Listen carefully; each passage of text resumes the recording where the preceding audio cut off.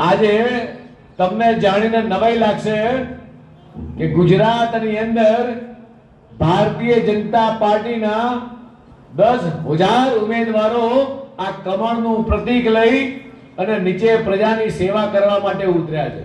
કેટલા? 10,000 જેટલા કમળ.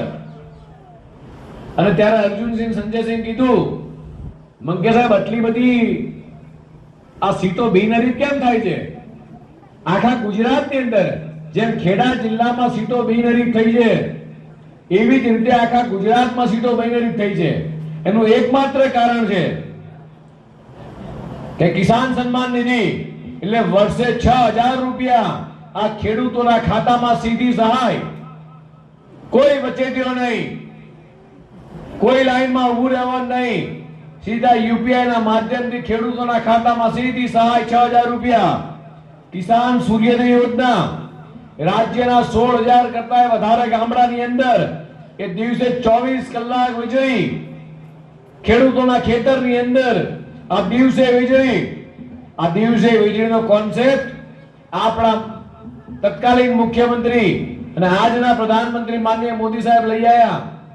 આજે આ કોન્સેપ્ટના કારણે આખા દેશની અંદર માંગ ઉઠી છે કે 24 કલાક વીજળી એ દેશના ગામે ગામ જોઈએ. મારા તમારા અંતર આવતો રસ્તા કેટલાના ઘર ઉપર, આમાં મારે પૂછવું છે બધા લોકોને કે કેટલાના ઘર ઉપર સોલાર પેનલ છે? સોલાર પેનલ, લાઇટ બિલ આવે છે તમારે? લાઇટ બિલ આવે છે ભાઈ? તો આ વીજળી મફત ના થઈ?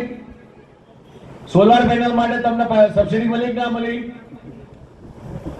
હવે કોંગ્રેસ વાળા તમારે ત્યાં ભૂલે ચૂક્યા આજ પૂછશો કે તમારા રાજમાં તમે શું કરતા હતા? કોંગ્રેસના રાજમાં માત્ર જુઠ્ઠું બોલવાનું, વાયદા કરવાના, પ્રજાને ભરમાવાની, ગુજરાતની પ્રજા કે દેશની પ્રજા અભાન રહે વિચારવાનું, રોડ, રસ્તા, પુલો, સ્કૂલો, હોસ્પિટલો આ ખાલી વાયદા હતા. અને વાયદાના કારણે કોંગ્રેસ આજે એ વાયદામાં જતી રહી. અને વિકાસના કારણે ભારતીય જનતા પાર્ટીની સરકાર છેલ્લા 30 વર્ષથી મિત્રો ગુજરાતની અંદર એ પ્રજાની સેવા કરી રહી છે. જનધન યોજના હોય, કોઈ વચ્ચેટીઓ નહીં. રાજીવ ગાંધી કહેતા હતા, કોંગ્રેસના વડાપ્રધાન, કે હું 1 રૂપિયો મોકલું છું અને 15 પૈસા મળે છે. અને આજે પ્રધાનમંત્રી પોતે કહે છે કે હું રૂપિયો મોકલું છું 100% એટલે કે પૂરેપૂરો રૂપિયો એ લોકોના ખાતામાં જમા થાય છે. મારી માતાઓ બહેનો માટે ખૂબ સારા સમાચાર છે કે સંસદની અંદર નારી શક્તિ વંદન અધિનિયમ નિયમની આ 3 દિવસની ચર્ચાઓ થવાની છે. આવનારા દિવસોની અંદર જેટલી બહેનો બેઠી છે ને, આ મંચ ઉપર ખાલી નૈનાબેન એકલા બેઠા છે, આવનારા દિવસોમાં 33% બહેનો અહીંયા હશે. આવનારા દિવસોમાં 33% બહેનો અહીંયા વિધાનસભા લોકસભામાં હશે. એટલે પરિકલ્પના કરો કે 1/3 બેઠકો અનામત થવાની છે આખા દેશની અંદર. એવી જ રીતે બહેનોને સન્માન આપવાનું કામ હોય તો ગુજરાતની અંદર 10 લાખ બહેનો લખપતિ દીદી બની છે. આખા ભારતમાં તો કેટલી કરોડોની સંખ્યામાં 10 લાખ લખપતિ દીદી, ડ્રોન દીદી. એટલે મારી માતાઓ અને બહેનો આ દવા છાંટવાના જે ડ્રોન આવે એ ડ્રોન દીદી પાયલોટ તરીકે એ લગભગ આ ડ્રોન પેકેજમાં 80% સબસિડી આ સરકાર આપી રહી છે. નમો લક્ષ્મી યોજના, દીકરી 9મું ને 12મું 9 થી 12 સુધી અભ્યાસ કરતી હોય 4 વર્ષમાં આ દીકરીને ભણાવવા માટે. કદાચ આપણને એમ થાય કે દીકરી નહીં ભણે શું થશે, પણ એક દીકરી ભણેલી હશે તો 3 ઘર તારશે. મા બાપને એમ થશે કે મારી દીકરી ભણી ગણી મોટી થઈ, એને સારું સગપણ મળે. એટલે આ ઘરે ઇજ્જત મળી.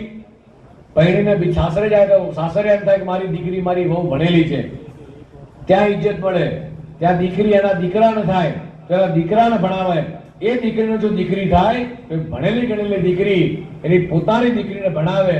એટલે પરિકલ્પના કરો કે માનનીય ભૂપેન્દ્રભાઈ સરકારે આ નમો લક્ષ્મી યોજના અંતર્ગત એ 9મા ધોરણની અંદર દીકરી આવે અને 12મા સુધી ભણે એટલે 50,000 રૂપિયાની સહાય ભારતીય જનતા પાર્ટીની ગુજરાત સરકાર આપી. My school is one such future ready school where I understand each and every concept taught in the class and don't rote learn, where teachers don't just use books and blackboard to teach, but use new ways of teaching and learning, like audiovisual learning, activity-based learning, and group activities, which enhances my conceptual understanding. My school also teaches coding, which is an important 21st century skill.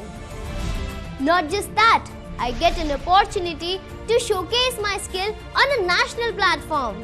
And with all this, I acquire important skills that make me future ready and confident. Would you also like to know where is my future ready school?